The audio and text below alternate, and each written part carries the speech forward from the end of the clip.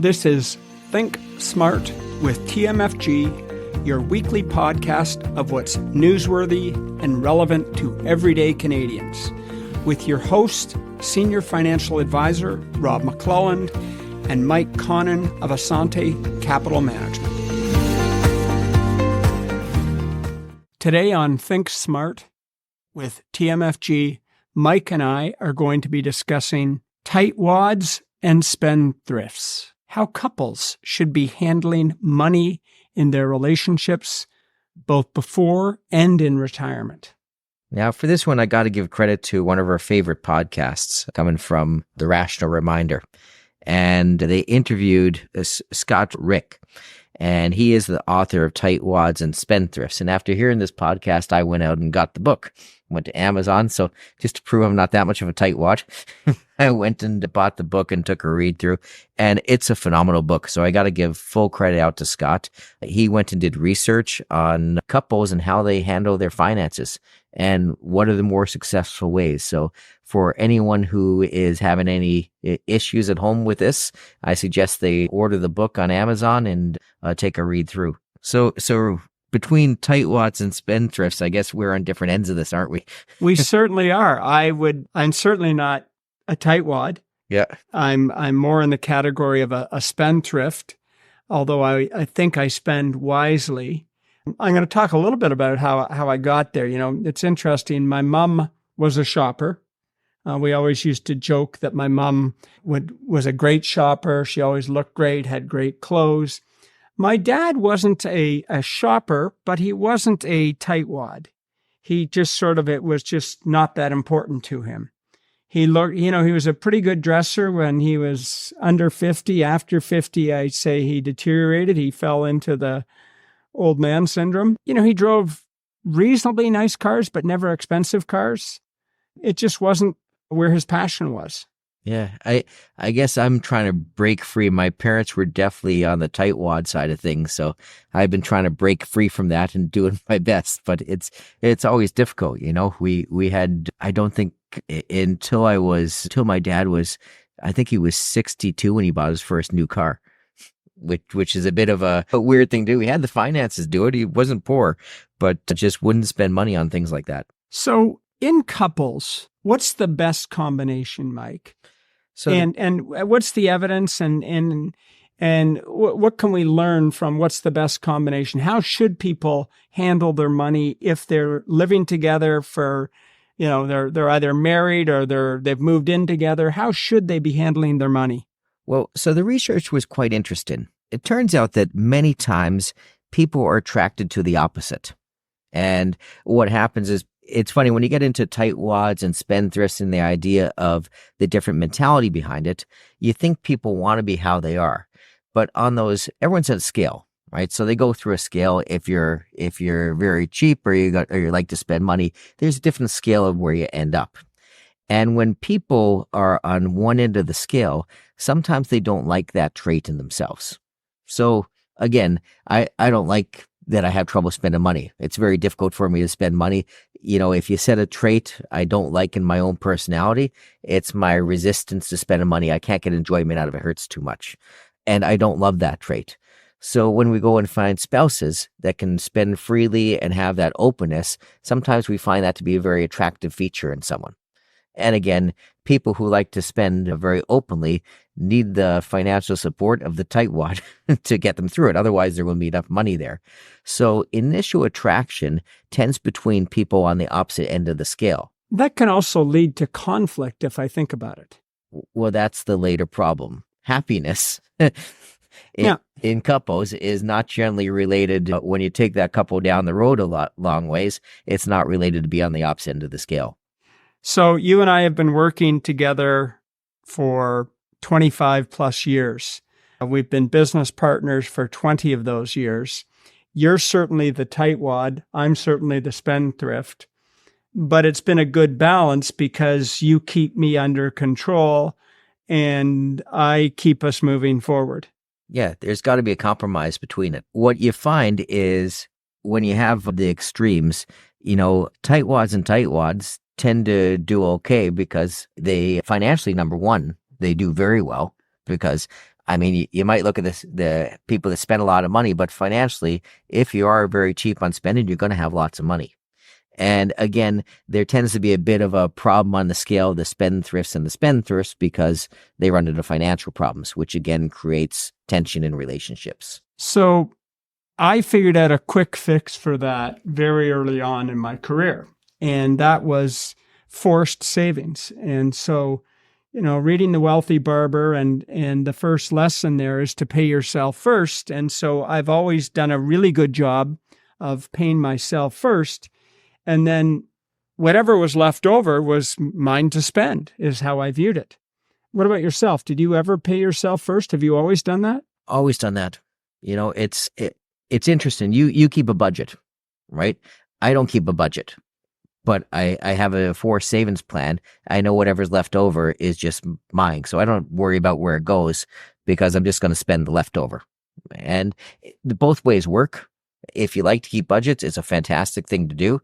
But if you're not going to be adamant about writing down everything you spend and keeping track of it all, the best thing to do is just take whatever needs to be saved and you can spend the remainder freely. So I thought it might be interesting to explore just some of the things that, what's a tightwad really like? Like what are some things where you're being a tightwad, and we'll compare my opinion on what you think of. Me, I know things that I do. Is, for me, I have trouble spending. A big thing I always talk about is razor blades. Razor blades drive me insane. I used to go and buy razor blades and it's funny, shaving seems like a minor thing, but they're locked up behind a counter. You need to ask the person for a key to get at razor blades because they're so expensive for a little box of razor blades. It's $20. So if you go to Shoppers, you have to go bring a person over to get out your razor blades and get your $20 worth of razor blades. It used to drive me insane, the price of it. I've actually shaved with a straight razor because I'm too cheap to buy the money for the blades. So, whereas you see, I don't buy the highest end razor blade. I buy the good disposables. I don't go to the dollar store for my disposables, but I buy the good disposables. And I probably go through one pack of 5 over a year, or maybe, a pack of 7 over a year. I don't change them that much. They last at least a good 6 weeks. Yeah. It's funny when the pack is $10 a year. So you really are a tightwad. Yeah. It's a hard $10 to part with. Even when we go on conferences, it's funny. I'll go, and every now and again when we go on these conferences, I'll have to room with Carlo. And every time I go room with him, he has great hair product. And I always enjoy using this. I steal his hair product as soon as I go in the washroom. I use it, and it's fantastic. And I ask him how much it is. It's $30 or $40 for a little piece of hair product. I don't think I've ever spent more than $5 on hair product in my life. I do enjoy the nice hair products, but it's very difficult for me to go to the store and spend that type of money on a hair product. What about toothpaste? Toothpaste, generally go whatever's on sale. So you don't buy the good quality toothpaste? No, I mean, whatever's on sale that week. If it was Colgate, Crest, and whatever the one was for Sensodyne one day, that was on week. So my teeth felt good for a week when I was using Sensodyne. So there's a new app out that we've been using in our family over the last month, and you can actually take any barcode and put it in, and it tells you whether it's a good product or not. Yeah. I assume you wouldn't ever use an app like that. Probably not. Because if you had to spend $1 more on the toothpaste, you wouldn't do that. You would just go for the cheaper $1.99 toothpaste. Yeah. Okay. So now you're starting to understand what a tightwad looks like. So I hope the audience is picking up on that. What about eating lunch? We often go to Tim's, and I know normally my cost of my lunch is double your cost. Yeah, it sounds like an advertisement for Tim Cravables, but they're under $5. Okay. So, yeah, I went to... Where mine is typically closer to $9. Now, I'm not getting the donut or the coffee or any of that, but just the sandwich is $9 versus $5. I went to Subway last week, and I had a 6-inch sub with a pop, and it was close to $14. And I think that's the last time I ever go to Subway again. Okay, so we've seen the side of the certainly of the tightwad. What about myself as a spendthrift? I prefer new. I prefer new clothes. Yeah. How do I justify that? I take a lot of clothes to Goodwill and Value Village so that I know someone else can make better use of those clothes. You don't have any clothes over 2 years in your closet? No, I do, but not many. Yeah. They would have to be very, very comfortable clothes. Yeah. And then they last. My closet is still from the 1980s. I like going on good vacations. I won't stay probably in a 2-star or less hotel. It's got to be at least a 3, preferably a 4. Rarely a 5, but the odd time. It was funny. This author had a great comment on this podcast I listened to. They talked about spending and when you have couples on each side of it. And he had a great suggestion. He said, when it comes to making purchases, you should let the tightwad decide on the purchases. When it comes to vacation experiences, you should let the spendthrift go and spend on the experiences, because that's a problem where the people who are tight with cash have a very tough time dealing with, because there's nothing to show for it afterwards. But the experiences are worth quite a bit. I had a client reach out to me recently, and they asked me, are you better to manage your money separately? Are you better to manage it together? What's the best strategy? You and I have worked with lots of couples over the years, some who manage it completely independently, some who manage it somewhat together, and some who manage it completely jointly. Let's talk about those who manage it completely independently. In fact, so independently that they have to write each other checks and e-transfer each money each week based on the different balances that they owe. It does cause problems over time. And I guess it's okay if everyone had equal incomes. Many times couples don't have equal incomes. And then it puts one person in a very odd position, because one person is a controlling position over the other, which can be very awkward in a relationship over time. Let's go to those who manage it somewhat together. Is that an improvement from your perspective? Yeah, many times.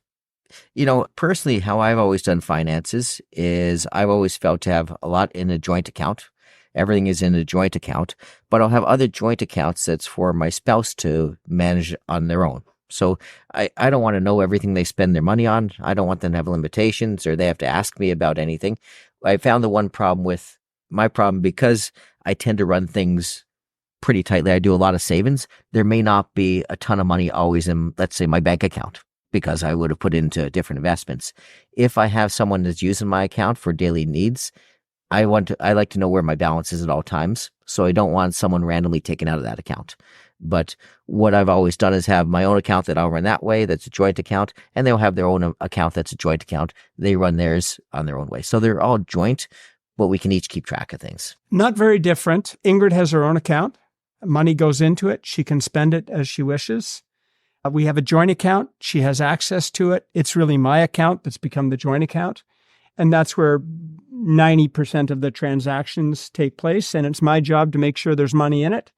And I use it as my bank account if needed. From an estate planning point of view, joint accounts always make sense. There are special exceptions to that. If you receive money from an inheritance, it's good to keep it in your own account, because if you commingle it, it becomes a joint asset. Or if there's any, some people are on second marriages and want to keep their accounts separate. So there are reasons for running separate bank accounts. But generally speaking, I find the joint accounts seem to work a bit better. When it comes to financial planning, is it better to have it being done independently or together? I find jointly makes a ton more sense. So I'm going to use some examples that I've come across recently. I have one particular client where they have a very good sized corporate account. That's the husband's. The wife also works, makes good income, but she has a big investment account. And the husband doesn't want to take out money out of his corporate account because he'll have to pay taxes. The wife doesn't want to take money out of her investment account because the husband doesn't share money from the corporate account. So the end result is they don't do the savings they're supposed to do. They don't take advantage of the tax-free savings account the way they should. They don't take advantage of RSP contributions the way they should or could. And they don't take advantage of registered educational savings plans. And so I see this and I'm like, have you two ever thought of at least bringing some of it closer together so you can take advantage of all these great things that are out there? Some of it, which is free money from the government. Yeah. But people get stuck in their patterns and don't want to make that change. And that makes it more difficult, for sure. What I've historically done is when you can deal with joint accounts, you can still have your, let's say your ownership, put one spouse's name first on one account, put the other spouse's name first on the other account. Everyone knows whose accounts is whose, but they still work for all the planning sake of things. We've touched on this one before, and we've talked about, helping your kids with money. And I had a client reach out to me again just recently. They are approaching retirement, not yet in retirement, and they feel like they've got reasonable amount of money. And they've got three children, and they're one in particular who might need more money than the others, and they feel that it might be a good time to distribute money to their kids. Without giving you any more details, Mike, what are your initial thoughts on that? Well, you have to be careful with distributing money. I mean, kids have to understand and show they have responsibility with money before you can actually get into their hands. So along the way, money is something that has to be taught. And we've talked about this before. It is a shame that in school, they don't really teach you that much about how to handle money, how to budget, and all those different details that is so important in life. It's probably one of the more important things in life that has no training on it. So a parent's job is to teach kids this, but it's not a great lesson just to hand them a bunch of money and say, here, let's go from here. Not that it's right. I feel that my wife, Ingrid, and I have done a reasonable job with our kids. When they were younger, we always gave them an allowance. Some of that money had to go into charity. Some of it had to go into savings, and the rest was for spending. I went for a period of time where I committed to covering the tax until they were about 15. So if there was any income tax on the purchase, even if they were buying candy, I would cover the tax. Yep. I felt that was my responsibility. But the one thing we did very early on is we let them know when they were in their early teens, 13, 14, it was time to start working. It was time to get a job. Whatever that job may be, you need a summer job. Now, I didn't want them working during the school year. I felt school was too important to them to be allocating time outside of school to work. But when they had free time, I wanted them working. And that has really paid off because all three of them have starting work is exactly what they expected to do. They knew they weren't going to be living off of their parents. Yeah. It gives you the idea of getting used to being busy too.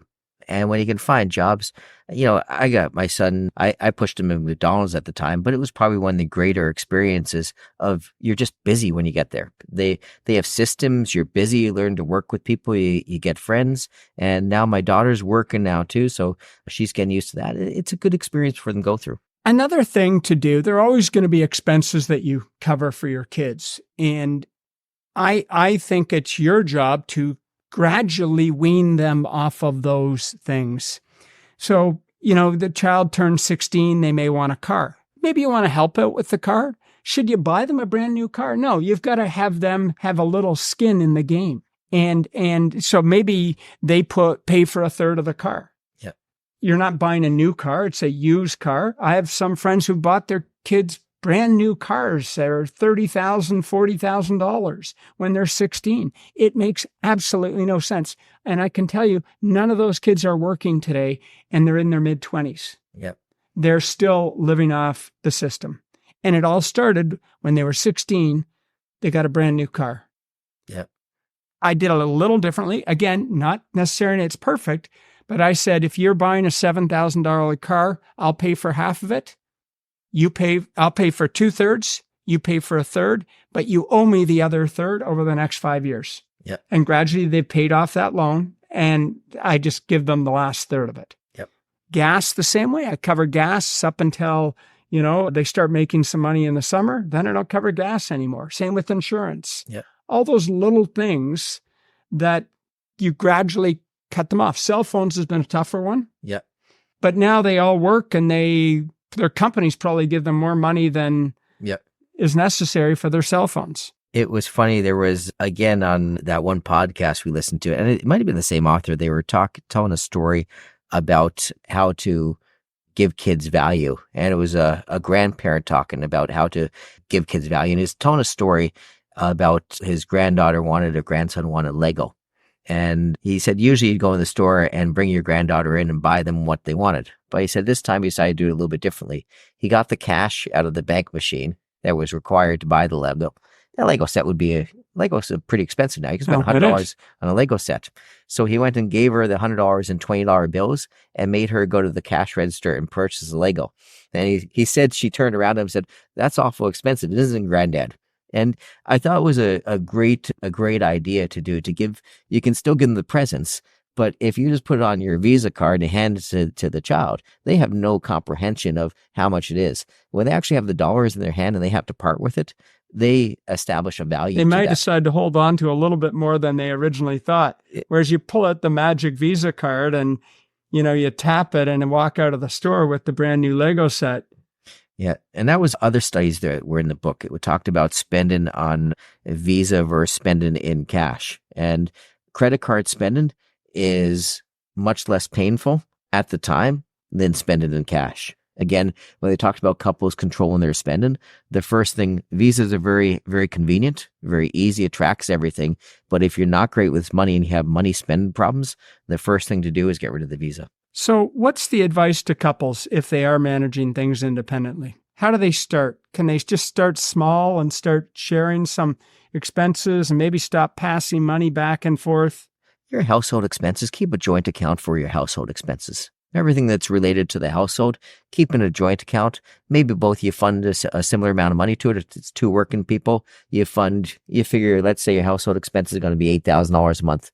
You each putting $4,000 a month into the joint account, and that's where all the household expenses get run out of. Even a straight percentage might make more sense. There's always going to be income inequality.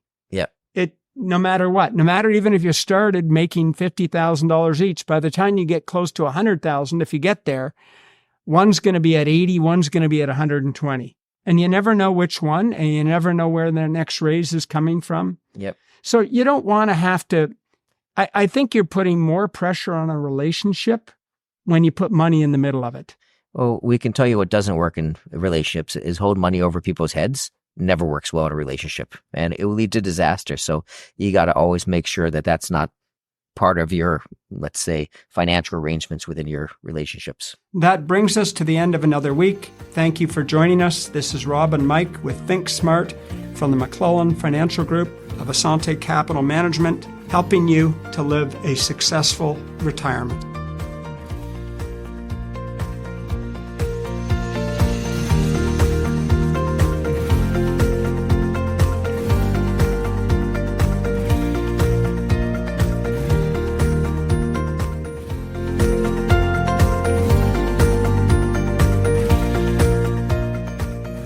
You've been listening to the McClelland Financial Group of Asante Capital Management Limited. Asante Capital Management Limited is a member of the Canadian Investor Protection Fund and the Investment Industry Regulatory Organization of Canada. Insurance products and services are provided through Asante Estate and Insurance Services Incorporated. This material is provided for general information and is subject to change without notice. Every effort has been made to compile this material from reliable sources. However, no warranty can be made as to its accuracy or completeness.